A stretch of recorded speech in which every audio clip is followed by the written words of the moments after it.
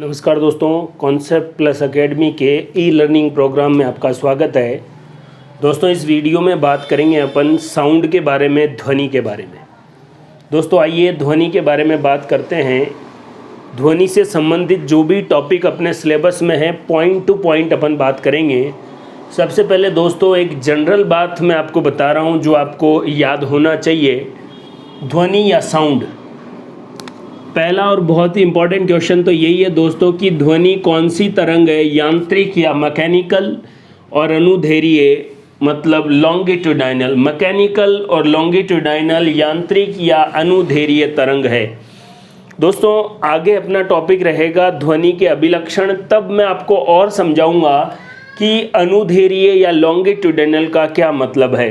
अभी आप इतना ध्यान रखें, यदि कणों के कंपन तरंग संचरण की दिशा में हो, अगर vibration of particle parallel to direction of wave, या जिधर डायरेक्शन है वेव की उसी दिशा में कणों का कंपन हो, तो वो अनुदैर्घ्य तरंग है। अनुदैर्घ्य तरंग की सबसे खास बात दोस्तों ये है कि संचरण के लिए माध्यम की आवश्यकता होती है। तो ये जनरल बात है कि ध्वनि निर्वात में गति नहीं करती है। किसी भी कन्फ्यूज़न वाले क्वेश्चन में आपको बेवकूफ़ बनाने की कोशिश करे, कैसे न कैसे आपको वो बोलेगा। आप इस बात को नोट कर लें, ध्वनि निर्वात में, वैक्यूम में कभी भी गति नहीं करेगी। ध्वनि को गति के लिए माध्यम की आवश्यकता है। दोस्तों अनुदैर्घ्य तरंग या लॉन्गिट्यूडाइनल वेव का मतलब भी यही है कि इसे गति करने के लिए माध्यम की ज़रूरत है। बहुत ही सिंपल क्वेश्चन दोस्तों ये है, ध्वनि का वेग ठोस में सबसे ज़्यादा, द्रव में सबसे कम और गैस में उससे भी कम। तो सबसे ज़्यादा ठोस में, फिर द्रव में, और सबसे कम किस में है, गैस में। ये क्वेश्चन तो बहुत सारे एग्जामों में पूछा जा चुका है। आपको लगता है बिल्कुल आसान क्वेश्चन है, लेकिन कई बार जनरली बच्चा यही सोचता है कि यार ठोस में कैसे जा पाएगा। लेकिन याद रखें, ध्वनि में जो है या ध्वनि का जो वेग है वो ठोस में सबसे ज़्यादा और गैस में सबसे कम। ये कुछ जनरल बातें हैं, एग्जाम में पूछी जाती है, वो मैं आपको बता रहा हूँ। एक और बात, अगर कोई धातु ठोस सतह से टकराती है तो ध्वनि उत्पन्न करती है, और धातुओं का यह गुण ध्वनिक या सोनोरस कहलाता है। सोनोरस, ठीक है दोस्तों। ये बातें अपने सिलेबस या अपने टॉपिक में वैसे तो बिल्कुल इंक्लूड है, लेकिन पहला जो टॉपिक है अपना वो है ध्वनि के प्रकार। उससे पहले थोड़ा आपको साउंड के बारे में आइडिया तो होना चाहिए, कौन सी तरंग है, वेग कहाँ पर ज़्यादा है, कहाँ पर कम है, निर्वात में गति नहीं कर सकती। इसके बारे में अपन अभी बात करेंगे। अब पहला टॉपिक अपने सिलेबस का, आप सिलेबस उठा के देखिए, ध्वनि का प्रकार, टाइप ऑफ साउंड। दोस्तों आपको मैं एक बात और क्लियर कर दूं, बहुत सारी जगह आपको वीडियो दे देंगे और डिटेल में बात कर लेंगे, उसके क्वेश्चन दे देंगे 5000। याद रखें, हर टॉपिक उसके 10 क्वेश्चन, टॉपिक उसके 10 क्वेश्चन। उसके बाद अपन उसकी लाइव क्लास के बारे में भी बात करेंगे। याद रखें, जो वीडियो आपको मिल चुके हैं, लाइव क्लास उन्हीं का एक समराइज पार्ट होगी, और अपन उसमें आमने सामने बात भी करेंगे तो थोड़ा अच्छा भी रहेगा। इस बात को आप ध्यान में रखें। बिल्कुल सेलेक्टेड मटेरियल आपके पास पहुंचने वाला है, कोई कॉपी नहीं, कॉपी पेस्ट कहीं से गूगल से उठाया, ये कुछ नहीं है। जितना हमने पढ़ा है आपके एग्ज़ाम में, जितना वैल्यूएबल है, वही चीज़ें मैं आपको बताऊंगा। और आप अगर पहले मेरे से पढ़ चुके हैं तो आप जानते हैं, नहीं पढ़ चुके हैं तो आप ये पूरा भरोसा कर सकते हैं कि आपके एग्ज़ाम में आने वाला क्वेश्चन केवल और केवल बोर्ड से ही आएगा। समझ रहे हैं बात को। उसके अलावा भी अपन बहुत इंटरेस्टिंग चीज़ें भी करने वाले हैं, आपको जैसे क्यूज़ वगैरह भी देंगे। लेकिन अभी जो अपना टारगेट है वो ये है, वीडियो आपको पूरे सिलेबस की आपको लाइव क्लासेस, एक एक पॉइंट की या उनको समराइज़ करके एक एक टॉपिक के 10 क्वेश्चन, उसके बाद अपन उन क्वेश्चंस की नंबर भी धीरे धीरे बढ़ाते जाएंगे, ताकि, लेकिन एक बार आप वीडियो ढंग से देखें, चीज़ों को समझें। तो पहला टॉपिक है दोस्तों साउंड में, ध्वनि का प्रकार, टाइप ऑफ साउंड। पहला क्वेश्चन ये है कि हमने ध्वनि को किस आधार पर बांटा गया है। तो यहाँ पर हमने ध्वनि को किस आधार पर बांटा है, आवृत्ति के आधार पर। अब आपके दिमाग में क्वेश्चन आ रहा होगा कि सर आवृत्ति क्या है। सर अनुदैर्घ्य तरंग क्या है? दोस्तों अगला जो टॉपिक होगा वो होगा ध्वनि के अभिलक्षण। उसमें अपन तरंग के बारे में डिटेल में जानकारी, आवृत्ति, आयाम, एक एक चीज़ के बारे में बात करेंगे। अभी आप ध्वनि के प्रकार में क्या याद रखें कि ध्वनि के 3 प्रकार है। किस आधार पर? आवृत्ति के आधार पर। आवृत्ति का मात्रक क्या है? हर्ट्ज, HZ अपन इसको लिखते हैं। दोस्तों एक बात याद रखें, ये है श्रव्य ध्वनि, जिस ध्वनि को अपन सुन सकते हैं। और इस ध्वनि की जो परास है, जो रेंज है, 20 हर्ट्ज से लेकर 20 किलो हर्ट्ज तक। किलो का मतलब दोस्तों 20,000 हर्ट्ज भी लिख सकते हैं। बात समझ में आ गई? रीट सेकंड लेवल में ये क्वेश्चन पूछा भी जा चुका है कि ध्वनि के सुनने की परास, ध्वनि की श्रव्य परास क्या है? 20 हर्ट्ज से 20 किलो बोलो या 20,000 बोलो। आपको डिजिट रटना नहीं है दोस्तों। कई बार बच्चे 20 से 20,000 याद रखें। 20,000 कब आएगा? जब हर्ट्ज होगा। अगर 1000 को किलो में बदल दिया तो 20 से 20 यहाँ पर हर्ट्ज, वहाँ पर किलो हर्ट्ज। एक कॉन्सेप्ट अगर आप लाइट स्टार्टिंग में देखें तब मैंने आपको बताया, अगर आवृत्ति कम है तो औ, जिसको अंग्रेजी में इंफ्रा, उपसर्ग या प्रीफिक्स जिसको कह रहे थे। अगर आवृत्ति ज़्यादा है तो परा या अल्ट्रा। जो आवृत्ति हम सुनते हैं अगर उससे कम आवृत्ति का है तो अवश्रव्य, और उससे ज़्यादा की ध्वनि है तो पराश्रव्य। अंग्रेजी में इंफ्रा साउंड और अल्ट्रा साउंड। हम जो सुनते हैं दोस्तों वो कौन सी साउंड है? वो है श्रव्य ध्वनि। मतलब आप इंसान हैं, ह्यूमन हैं, और ह्यूमन 20 हर्ट्ज से 20 किलो हर्ट्ज की फ्रिक्वेंसी वाली, आवृत्ति वाली ध्वनि सुन सकता है। इससे कम वाली नहीं सुन पाएंगे, इससे ज़्यादा वाली नहीं सुन पाएंगे। कम वाली को इंफ्रा साउंड, ज़्यादा वाली को अल्ट्रा साउंड कहेंगे। ठीक है दोस्तों। अगर कम वाली में अगर आप याद रखना चाहते हैं तो गेंडा जो है वो 5 हर्ट्ज की ध्वनि को भी सुन लेता है। इंसान ही बने रहने में फ़ायदा है। इंसान किसे कहते हैं?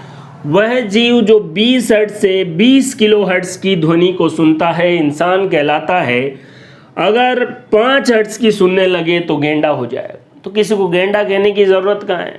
बस उसको इतना कहो कि और भाई आजकल तो क्या बात है, इंफ्रा साउंड भी सुन रहा है, और फ्रीक्वेंसी बोलना है तो क्या बात है, 5 हर्ट्ज भी सुनाई दे रहा है आजकल। तो मतलब आप उसको कहना चाह रहे हैं कि वो गेंडा है। अल्ट्रासाउंड के बारे में देखिए, 20 किलो हर्ट्ज से ज़्यादा आवृत्ति, अगर आवृत्ति ज़्यादा होती है तो ऊर्जा भी ज़्यादा होती है। तो सिंपल सी बात है, अगर तीनों साउंड में ऊर्जा बात करें, सबसे ज़्यादा इसकी, फिर इसकी, और सबसे कम किसकी होगी? अवश्रव्य ध्वनि की। E बराबर H न्यू एक फॉर्मूला होता है। तो न्यू आवृत्ति जिसकी ज़्यादा, ऊर्जा भी उसकी ज़्यादा। सोनोग्राफी में शरीर की जांच के लिए किसका इस्तेमाल होता है? अल्ट्रासाउंड का। अगली बात, पहला क्वेश्चन ये बहुत इंपॉर्टेंट है दोस्तों। इसकी आवृत्ति ज़्यादा होती है, इसलिए तीनों में से ऊर्जा भी इसी की ज़्यादा होती है। सोनोग्राफी में शरीर की जांच के लिए कौन सी साउंड? अल्ट्रासाउंड। एक सिस्टम है सोनार, पूरा नाम भी अपन बात करेंगे, साउंड नेविगेशन एंड रेंजिंग। इसके द्वारा समुद्र की गहराई, पनडुब्बियों की स्थिति और पनडुब्बियों की चाल ज्ञात करने के लिए, है ना, नौसेना में हमारी पनडुब्बी यहाँ है, पाकिस्तान की कितनी दूर है, कितनी गहराई में है, ये सारी चीज़ें, कितनी स्पीड से आ रही है, ये सारी चीज़ें sound navigation and ranging. Sonar system में भी कौन सी तरंगों का इस्तेमाल? अल्ट्रासाउंड का। कुत्ते, चमगादड़, चूहे और व्हेल, ये ऐसे जीव है जो अल्ट्रासाउंड सुन सकते हैं। समझ रहे हैं दोस्तों, इंसान बने रहने में ही फ़ायदा है। 20 इंसान किसे कहते हैं? अगर आपको कोई साउंड से संबंधित पूछे, अगर 20 हर्ट्ज से 20 किलो हर्ट्ज की फ्रीक्वेंसी की साउंड आप सुन रहे हैं तो इंसान हैं। अगर इससे कम सुन रहे हैं तो आप गेंडे हैं, इससे ज़्यादा सुन रहे हैं तो कुत्ते, चमगादड़, चूहे या व्हेल हो सकते हैं। धात्विक ठोसों में अगर दरारें हो जाए, उनका पता लगाने के लिए भी किसका इस्तेमाल किया जाता है? अल्ट्रासाउंड का। अल्ट्रासोनोग्राफी, USG, अल्ट्रासोनोग्राफी द्वारा अगर किसी की किडनी में, किडनी की पथरी के टुकड़े टुकड़े करने के लिए भी अल्ट्रासोनोग्राफी का इस्तेमाल किया जाता है। दोस्तों, हर एक बात क्वेश्चन है, हमें किसी भी डेफिनेशन, किसी भी बिना किसी फालतू की बकवास किए हम वही बात कर रहे हैं जो कॉम्पिटिटिव एग्ज़ाम में पूछा जाता है। और हर बार हर क्लास में मैं कहता आया हूँ, क्या पढ़ना है इससे ज़्यादा इम्पॉर्टेंट है क्या नहीं पढ़ना है। दोस्तों, वर्तमान युग में अब यूट्यूब और हो गया तो हर कोई ही अपना ज्ञान दे रहा है। मैं ये नहीं कह रहा कि वो लोग गलत दे रहे हैं, हमेशा से मैं यही कहता आ रहा हूँ कि हम भले ही घटिया पढ़ाते हों लेकिन हमारा ये सबसे अच्छा प्रयास है। इसलिए आप बड़े ध्यान से चीज़ों को देखिए, चीज़ों को समझिए। आपको इतनी मेहनत करने की ज़रूरत नहीं पड़ेगी, बस आप चीज़ों को समझें, याद रखें। एक एक बात आपको क्वेश्चन है जो एग्ज़ाम में पूछी जाने वाली है। चमगादड़ के बारे में देखिए दोस्तों, चमगादड़ पराश्रव्य ध्वनि अल्ट्रासाउंड उत्पन्न करता है और वो साउंड परावर्तित होकर आने वाली ध्वनि को सुनता है। मतलब चमगादड़ यहाँ से अल्ट्रासाउंड उत्पन्न करेगा, इससे टकरा के फिर वापस जो आ रही है परावर्तित होके उसको भी सुनेगा। इससे चमगादड़ सामने क्या अवरोध है, क्या ऑब्स्ट्रक्शन है या क्या शिकार है, आगे कौन है, शिकार का पता करने के लिए, किसी अवरोध का पता करने के लिए चमगादड़ पराश्रव्य ध्वनि छोड़ता है। जब वो टकरा के वापस परावर्तित होकर आती है उसको सुनता है और पता लगाता है। दोस्तों, ध्वनि के प्रकार के संबंध में अपन बात कर रहे थे, आप खुद देखिए चीज़ों को बड़े ध्यान से। अगर आप सिस्टमेटिक देखेंगे, देखो सोनोग्राफी, सिंपल क्वेश्चन। सोनार का पूरा नाम साउंड नेविगेशन एंड रेंजिंग। कौन कौन सुन सकता है अल्ट्रासाउंड, कौन इंफ्रासाउंड, हमारी रेंज कितनी है। आपके रीड सेकंड लेवल एग्जाम का रेंज तो यही है दोस्तों कि ऐसे सवाल पूछे जाते हैं कि मनुष्य की श्रव्य ध्वनि या मनुष्य के सुनने की परास 20 हर्ट्ज से 20 किलो हर्ट्ज। बच्चे ये किलो और हर्ट्ज में कंफ्यूज रह जाते हैं, इसलिए आप बिल्कुल तरीके से देखें। धात्विक ठोसों की दरारों का पता अल्ट्रासाउंड से। किडनी की पथरी को तोड़ने के लिए तो अल्ट्रासाउंड जो है उसी के द्वारा ही या अल्ट्रासोनोग्राफी के द्वारा उसको टुकड़े टुकड़े कर देंगे। चमगादड़ क्या करेगा वो मैंने आपको बता दिया। ये थे दोस्तों ध्वनि के प्रकार के बारे में। इसी ध्वनि के प्रकार से संबंधित अपन और बात करते हैं। दोस्तों, अपना टॉपिक था ध्वनि के प्रकार। ध्वनि के प्रकार में अपन ने बात कर ली थी इंफ्रासाउंड, साउंड और अल्ट्रासाउंड। अल्ट्रासाउंड के क्या क्या यूज़ है वो भी अपन ने देख लिए थे। फिर भी कॉम्पिटिटिव एग्ज़ाम में किन 3 चीज़ों से ज़्यादा सवाल पूछे जाते हैं और कैसे सवाल पूछे जाते हैं इस बारे में देखते हैं। दोस्तों, अल्ट्रासोनोग्राफी जिसके बारे में मैंने आपको बताया था, किडनी में अगर पथरी हो जाए तो उसके टुकड़े टुकड़े करने के लिए USG का इस्तेमाल किया जाता है। अल्ट्रासाउंड का जो यूज है दोस्तों वो कैसे होता है, इसमें एक ट्रांसड्यूसर होता है और आपका जो बॉडी पार्ट है उसको मैंने ऐसा बनाया है। इस ट्रांसड्यूसर से अल्ट्रासाउंड निकलती है और इस बॉडी से टकराकर वापस परावर्तित होती है और इसके बाद कंप्यूटर में इस परावर्तित अल्ट्रासाउंड के अकॉर्डिंग क्या बना ली जाती है, इमेज या प्रतिबिंब बना लिया जाता है। इससे आपकी बॉडी का जो ऑर्गन है उसका साइज, उसका शेप और उसकी डेंसिटी ऑफ टिश्यू, मतलब उस ऊतक का घनत्व कैसा है ये पता किया जाता है। मोस्टली जो अल्ट्रासाउंड है वो मॉनिटर करती है द डेवलपमेंट ऑफ यूट्रस, गर्भाशय के विकास को। गर्भावस्था के दौरान प्रारंभिक अवस्था से लेकर अंतिम जो फेज है वहाँ तक गर्भाशय का कैसे डेवलपमेंट होता है।